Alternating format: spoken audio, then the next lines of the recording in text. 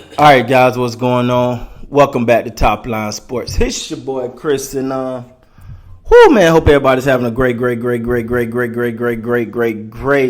or had a great Wednesday, man. Wednesday is almost over. It's Hump Day, man. Get over the hump. 2 more days, and then it's Friday. It's Friday. I won't be recording. So I'll be on the road, y'all. Celebrate my anniversary with my wife. Okay, all right. They back there dancing. My wife back there twerking. Anyway, nah, she back there getting some work in on her own stuff. You know, she got her own project she working on. Her business about to pop off. So, anyway, but I want to talk about something real quick, man. I want to talk about an article that I came across in the Washington Post about the Toronto Raptors. Now, first of all, I pay attention to a lot of articles. I ain't gonna say I read a lot of articles, but I do try to read and get me some information about different topics. And I just happened to come across this about the Raptors.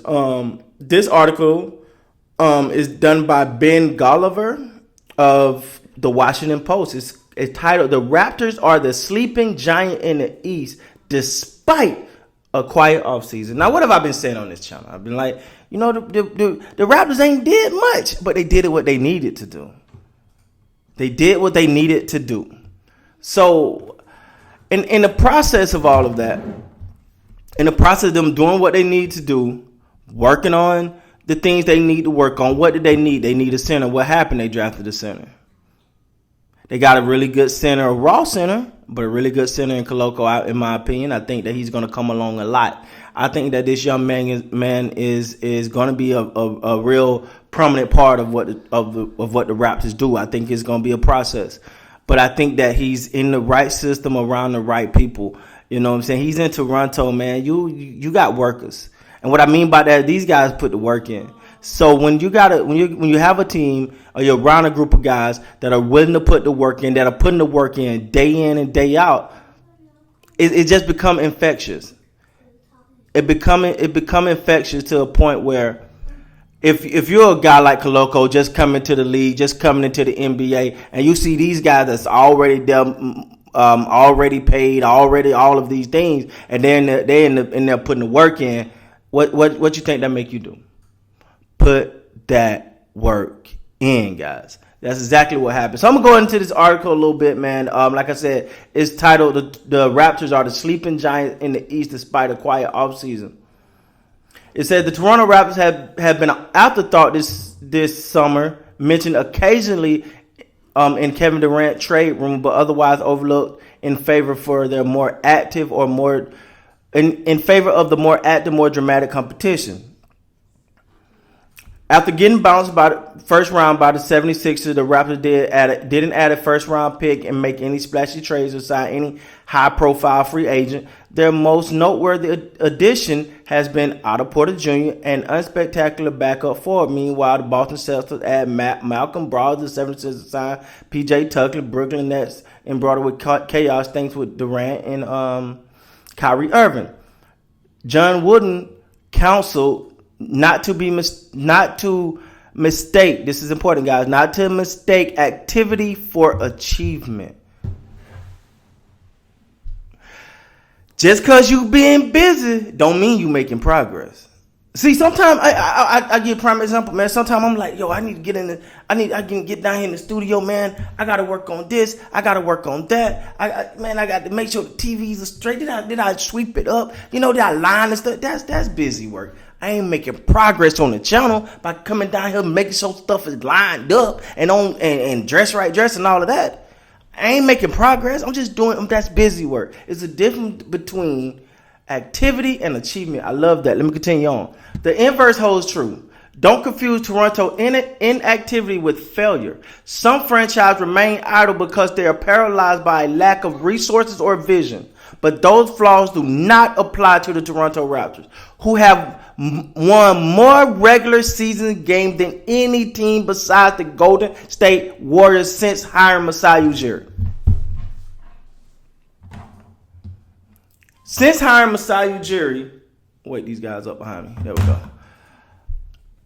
Since hiring Masai Ujiri, they won more regular season games than any team in the NBA, other than Golden State Warriors. So what is that? What does all this boil down to, man? The Raptors ain't out here just trying to get you clickbaits. They ain't out here just trying to say, go sign this guy, go sign that guy.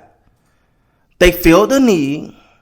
They two things. And again, you know, we heard the exit interviews and stuff like that, but you know some key things they want to do: a center, some more size there, and some depth. And I think they did both of them. And if you look at Flynn in Toronto balling over the summer and recently, you're like, they got some depth, man.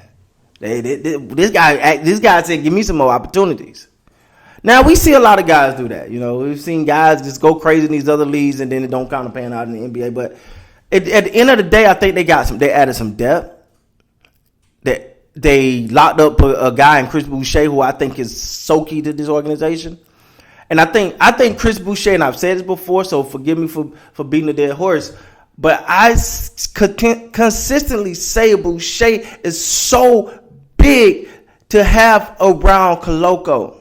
Because, hey, Koloko, we know what you can do, but that dirty work, you got to do that too. Because somebody got to do that dirty work. Somebody got to go after that rebound. Somebody got to go after that ball. Somebody got to jump, got to fall on that floor. Somebody got to run down that court. Somebody got to beat their man to the court. Somebody got to stand in and take that charge. Ladies and gentlemen, that's winning basketball right there.